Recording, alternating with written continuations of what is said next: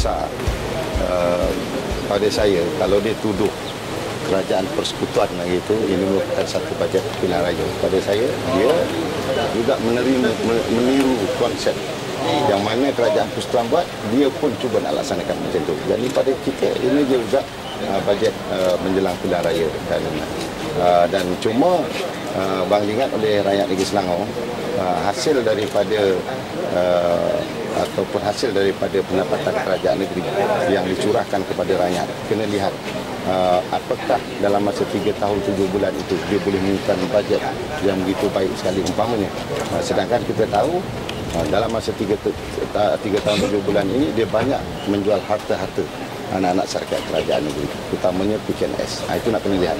Mungkin daripada hasil penjualan itulah yang diambil untuk nak menyalurkan kononnya ini bajet yang terbaik. Pada saya ini satu perkara yang tak baik. Sebab andai kata dah tak dapat lagi nak buat pelaburan, mana lagi simpanan yang nak dibuat? Jadi kita akan sebutlah satu persatu besok apakah kepincangan anak-anak syarikat kerajaan ini. Jadi macam mana pula dia kata apa? Semua perolehan negeri meningkat, hasil pendapatan meningkat. Jadi adakah SDN akan bongkarkan macam mana? Ya, kita akan bongkarkan satu persatu yang daripada mana hasil peningkatan perbelanjaan mereka yang mereka terima. Yang saya sebutkan tadi 3 tahun 7 bulan. Ya, apakah sebenarnya pelaburan? Katalah dia contoh menyelamatkan restructuring tentang talang corporation. Sedangkan dia juga ada hutang dengan bank. Bila dia selamat, berapa bayaran dengan bank? Betul ke realitinya yang dikata untung begitu umpamanya dengan 300 juta umpamanya yang disebutkan tadi. Jadi kita nak lihat benda perkara yang berkenaan apakah betul-betul menepati kepada pendapatan ataupun ini sebagai retorik saja.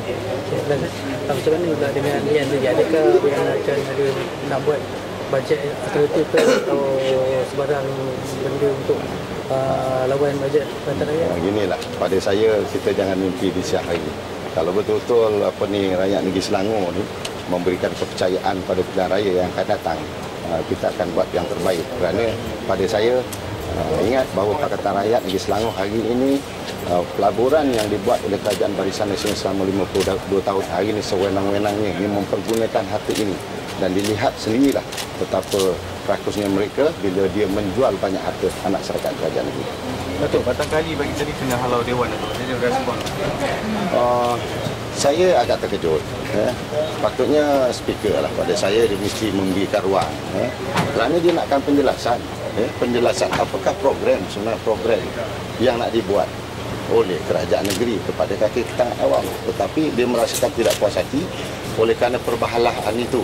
Jadi saya kira speaker harus lebih bijaksana dan memberikan ruang lah supaya demokrasi dalam Dewan itu dapat orang kata mendapat pembelaan yang sewajarnya. Tapi barangkali juga MB tak menjawab soalan dan dilihat speaker mungkin oleh kerana saya anggap bahawa mungkin untuk memberikan ruang supaya barangkali tak dapat jawab, tak dapat mengutarakan soalan kerana mungkin Menteri Besar tu asyik orang kata tak dapat memberi jawapan yang konkret.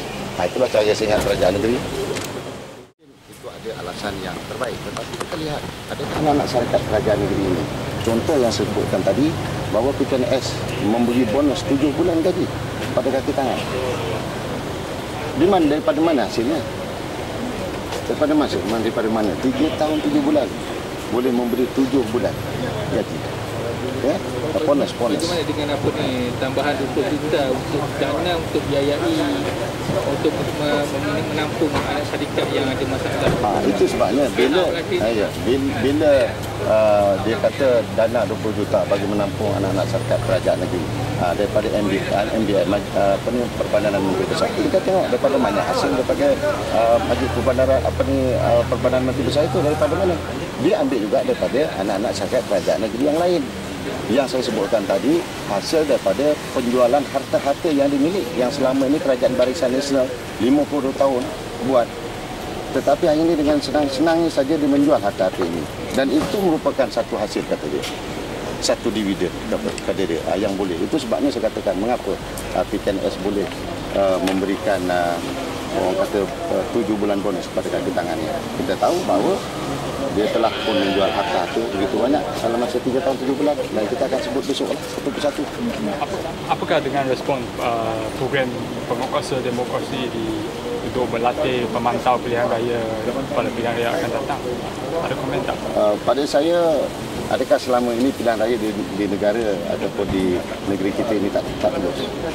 Kita lihat bahawa pemenangan pilihan raya yang lepas pun dia kata kalau tak terus, mengapa dia boleh menang juga di negeri Selangor, di negeri Kelantan, di negeri Kedah, kalau dia kata tak terus.